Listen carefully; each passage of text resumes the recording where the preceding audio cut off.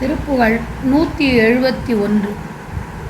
நிகமமேனில் ஒன்றுமற்று நாடொரு நெருடு கவிகொண்டு வித்தை பேசிய நிழலர் சிறு புன்சொல் கற்று வீறு உள பெயர் கூறா நெளிய முது தண்டு சத்திர சாமர நிபிடமிட வந்து கைக்கு மோதிர நெடுகி அதி குண்டல பிரதாபமும் உடையோராய் முகம் ஒரு சம்பு மிக்க நூல்களும் முது மொழியும் வந்து இருக்குமோ எனில் முடிவில் அவை ஒன்றுமற்று வேறொரு நிறமாகி முறியும் அவர் தங்கள் வித்தைதான் இது. முடியவு உனை நின்று பக்தியால் மிக மொழியும் வளர் செம்சொல் வர்க்கமே வர அருள்வாயே.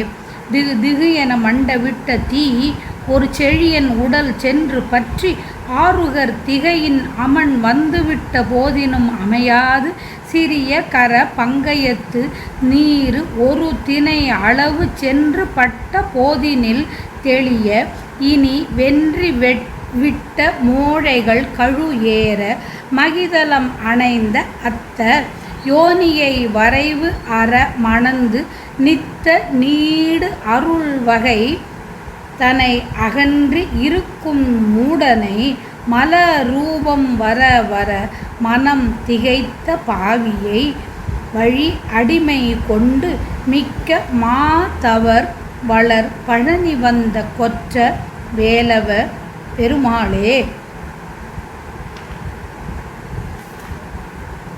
உனை நின்று பக்தியால் மிக மொழியும் வளர் செஞ்சொல் வர்க்கமே வர அருள்வாயே. திகு திகு என்று பெருகி எரியும்படி பாண்டியனால் விடப்பட்ட தீயானது வெப்பு நோயாய் அவனை சென்று அவனது உடலை பற்றியது. பற்ற பல திசைகளிலும் உள்ள சமணர் வந்து முயற்சி செய்தும் தணியாமல் சிறிய கையான தாமரை நின்றும் திருநீறு ஒரு திணையளவு பாண்டிய மன்னன் மேல் பட்ட அளவில் சுரம் நீங்கி பாண்டியன் தெளிவு கொண்டான். பின் வெற்றியை இழந்துவிட்ட சமணர் கழுவில் ஏறினர். இத்தகைய செயல் நிகழ இவ்வுலகத்தில் ஞானசம்பந்தராய் தோன்றியவனே, நாளும் நின் பேரருளை உணராது இருக்கும் மூடனான என்னை ஆணவ மலத்தின் வடிவாய் நின்று நாளுக்கு நாள் மனம் திகைக்கின்ற பாவியான என்னை வழி வழி அடிமையாய் கொண்டு மிக்க தவத்தவர் வாழ்கின்ற பழனிமலையில் வந்து வீற்றிருக்கின்ற வேலனே பெருமாளே.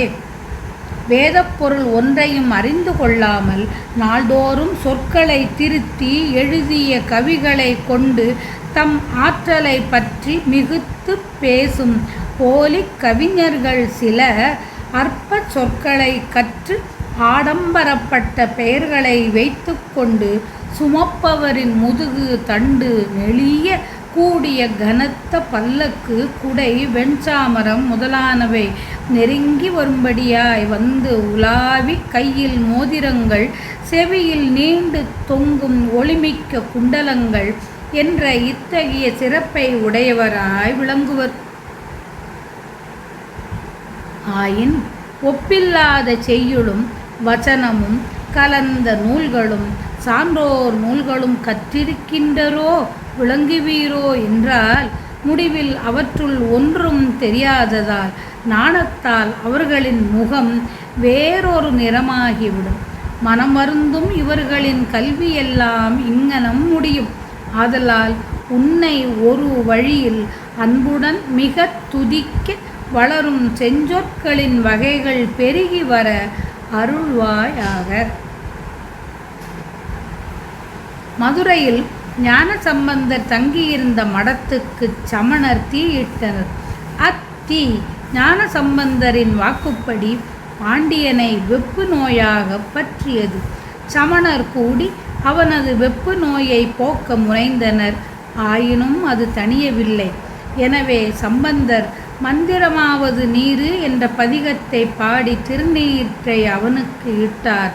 ஆதலால் அவன் சைவன் ஆனான். அப்பாண்டியன் நின்ற சீர் நெடுமாறன். பாண்டியனது பெயர் நின்ற சீர் நெடுமாறன். கூன்பாண்டியன் எனவும் கூறுவர். முருகனே ஞானசம்பந்தராய் தோன்றினார் என்ற கருத்தால் முருகன் மீது ஏற்றி கூறப்பட்டது.